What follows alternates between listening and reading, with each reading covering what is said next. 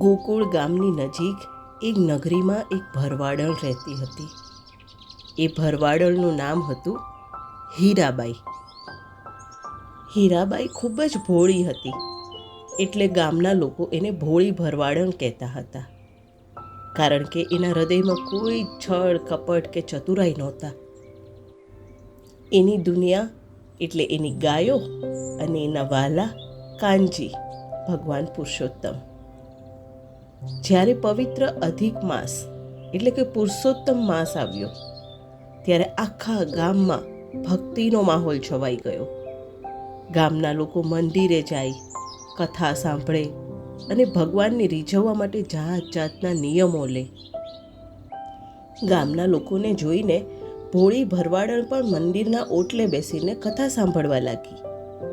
કથામાં ગોર મહારાજે કહ્યું કે પુરુષોત્તમ માસમાં જે ભગવાન પુરુષોત્તમના નામની 108 મણકાની માળા ફેરવે અને પુરુષોત્તમ મહિમાવલીનો પાઠ કરે, એના ભવના ફેરા ટળી જાય અને ભગવાન એને જાતે લેવા આવે. ભોળી ભરવાડણ આ સાંભળીને બિચારી મૂંઝાઈ ગઈ. તેને તો કોઈ મોટા સ્ત્રોતો કે મંત્રો આવડતા નહોતા. પુરુષોત્તમ મહિમાવલીનો પાઠ પણ નથી આવડતો. રાત્રે એ રડતી આંખે ઘરના ખૂણામાં બેસી ગઈ અને ભગવાનને યાદ કરીને બોલી, હે મારા વાલા કાનજી, પુરુષોત્તમ રાય, હું તો અભણ અને ભોળી છું. મને 108 મણકા ગણતાય નથી આવડતું અને મહિમાવલીના મોટા પાઠ પણ નથી આવડતા. હું તમને કેવી રીતે રીઝવું? રડતા રડતા સૂઈ ગઈ અને રાત્રે હીરબાઈને સપનામાં એક દિવ્ય તેજ દેખાયું. અવાજ આવ્યો, હીરબાઈ, તારી ભક્તિ સાચી છે. તારી ભક્તિ જ તારી મહિમાવલી છે. તું રોજ સવારે વહેલી ઉઠી અને ગાયો દોહે ત્યારે મારા નામનો જાપ કરજે. એમાંથી માખણ બનાવે ત્યારે મારા નામનો જાપ કરજે. પુરુષોત્તમનો નામ જાપ કરતાં કરતાં તું એ માખણની ગોળીઓ બનાવીને મને એનો ભોગ ધરાવજે. એ જ તારા 108 મણકા. બીજા દિવસથી ભોળી ભરવાડણની અનોખી સાધના શરૂ થઈ ગઈ. એ ગાયના આંચળામાંથી દૂધની ધાર છોડે ત્યારે બોલતી, પુરુષોત્તમ પ્રભુ, આ તમારું દૂધ. જ્યારે તે ગોરસ વલોવતી ત્યારે એના નેત્રાના દરેક ફેરા સાથે એનું હૃદય ગાતું, ગોવિંદ, ગોપાલ, પુરુષોત્તમ. એ માખણના પિંડ વાળતી અને એની નાની નાની ગોળીઓ બનાવતી અને નામનો જાપ કરતી, પુરુષોત્તમ, પુરુષોત્તમ. એના માટે હવે આ માખણની ગોળીઓ એ જ એની પુરુષોત્તમ મહિમાવલીના 108 મણકા. એ રોજ કાનાની મૂર્તિ સામે આ માખણના મણકાની માળા અર્પણ કરતી અને ભાવથી નાચતી. ગામના લોકો તેની આ ભોળી ભક્તિ જોઈને હસતા, પણ હીરબાઈને કોઈ ફરક નહોતો પડતો.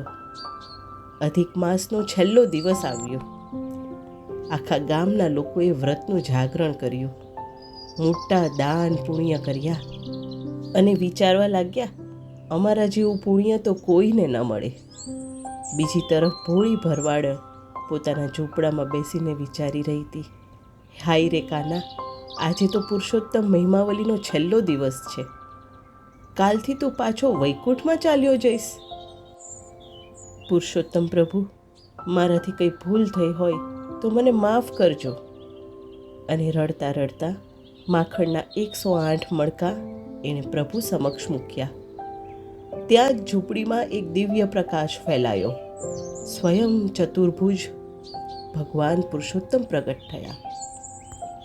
એમના ગળામાં સોના હીરાના હાર નહોતા, પણ ભોળી ભરવાડણે ચડાવેલા માખણના 108 મણકાની દિવ્ય માળા ચમકી રહી હતી.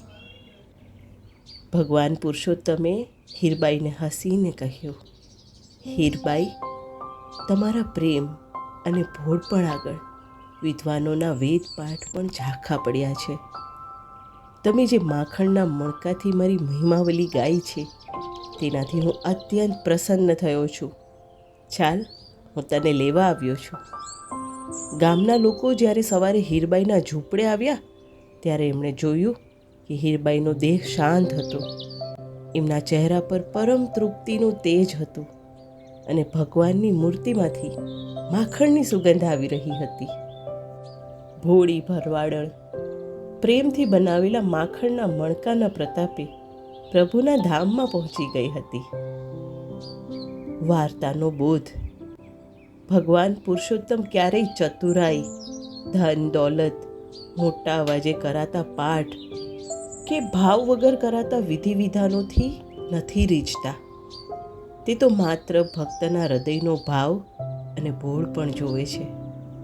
જો સાચા હૃદયથી પ્રભુનું નામ લેવાય તો સાદી ક્રિયા પણ 108 મણકાની માળા અને પરમ મહિમાવલી બની જાય છે.